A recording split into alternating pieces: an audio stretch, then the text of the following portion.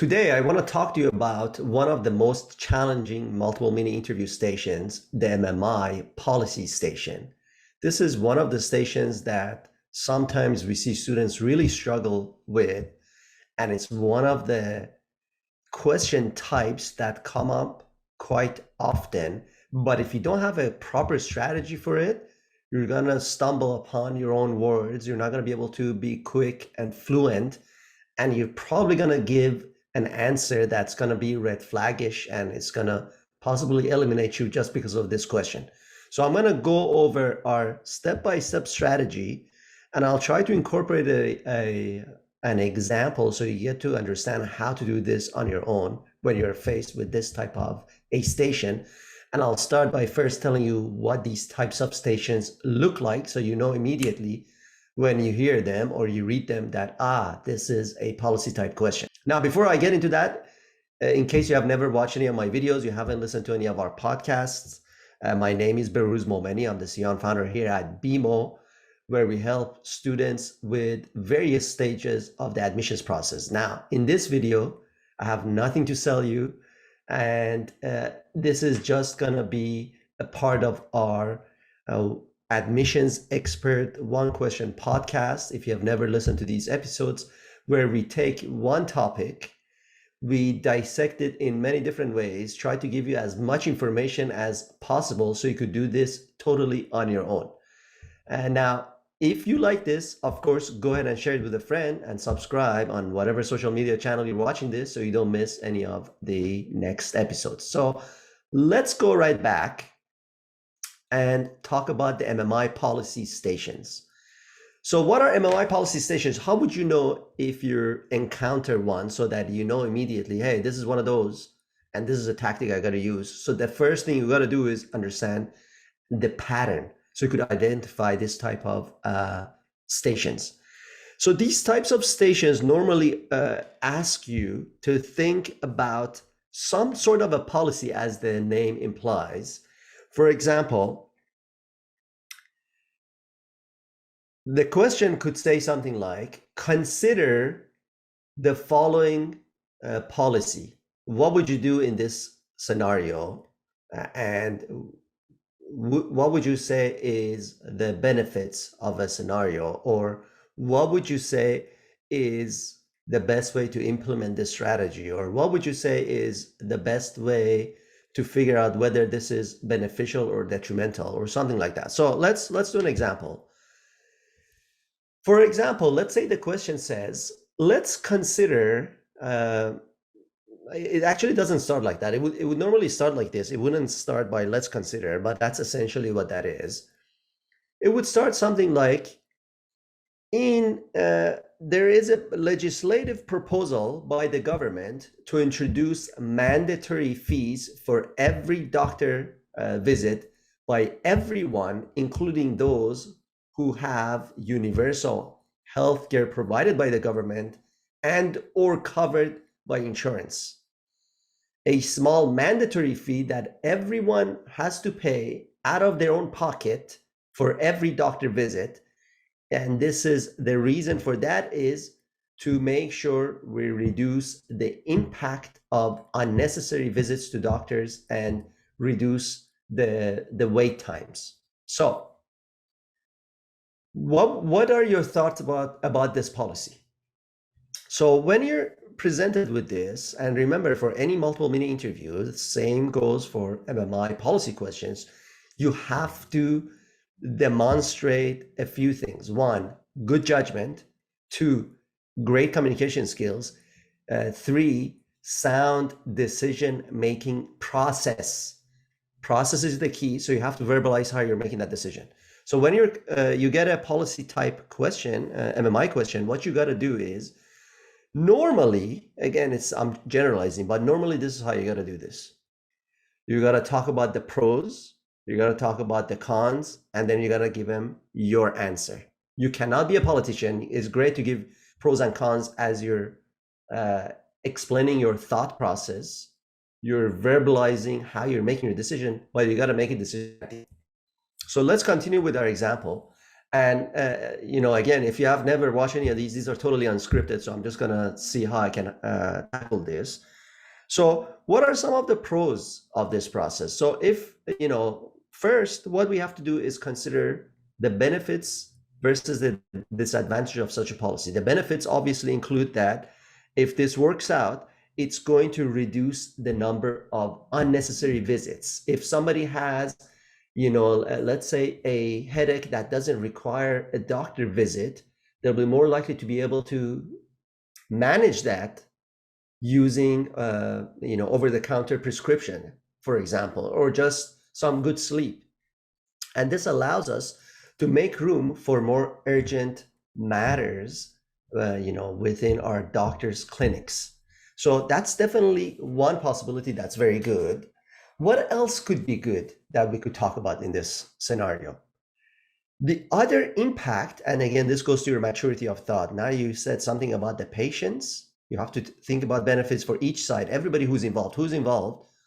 Well, it's the public at large, it's the doctors themselves, is the organization that supports doctors and manages doctors, it's the government. It's like so many levels you could keep going.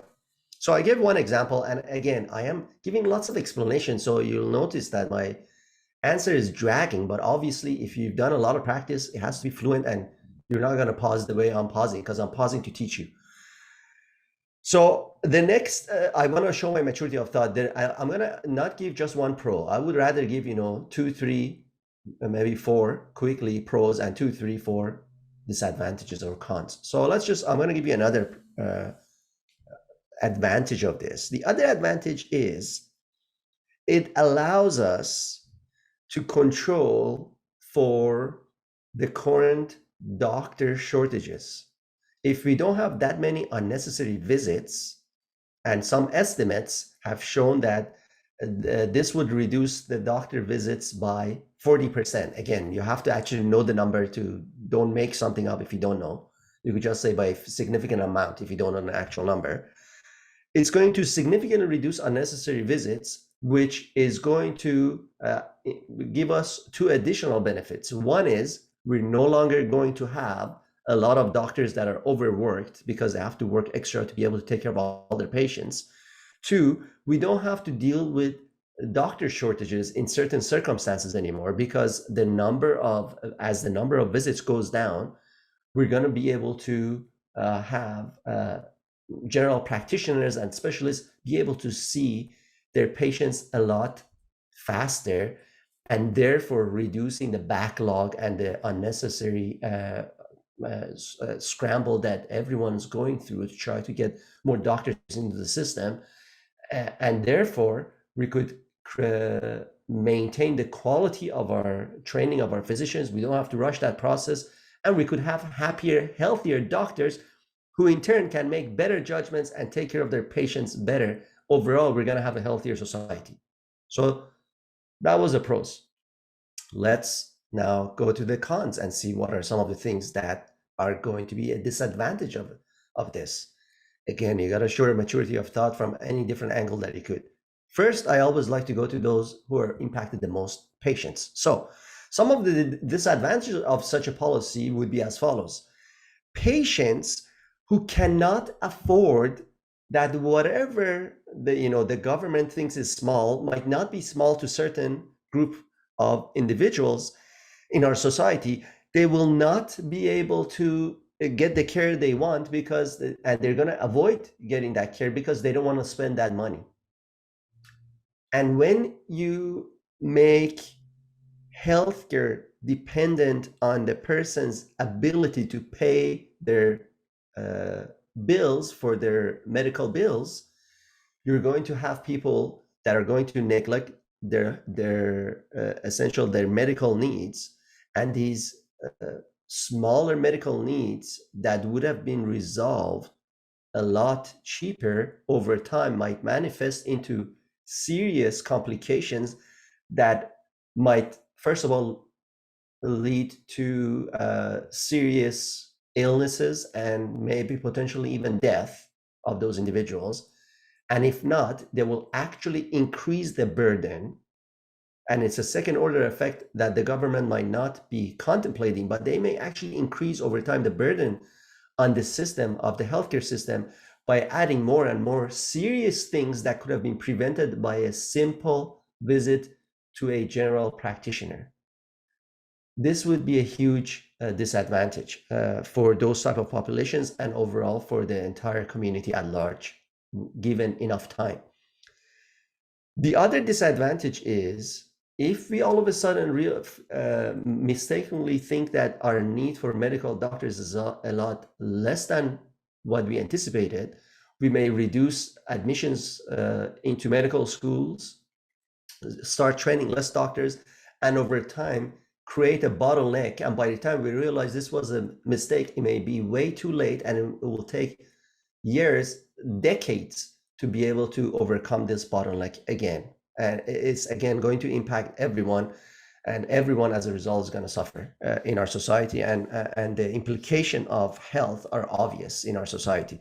So you could go in so many different directions. I think this kind of gives you an idea of, okay, so we got some pros we could consider, we got some cons we could consider. Now, how do we answer? So if it were me, this is what I would do. I would implement this similar policy in a different fashion.